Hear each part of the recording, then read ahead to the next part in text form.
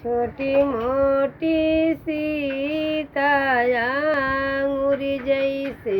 पातरी पूजली गौरी गणेश गौरी गणेश सीता पूजऊ न पवली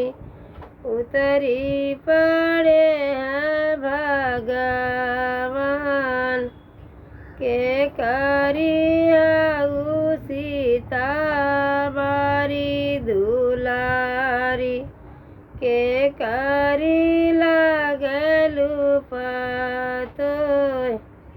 राजा जनक जी के बारी दुलारी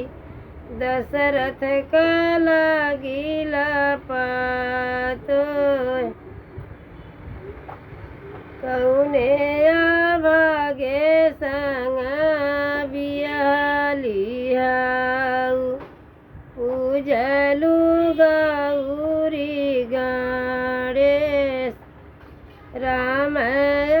भागे संग बियालाई पूजी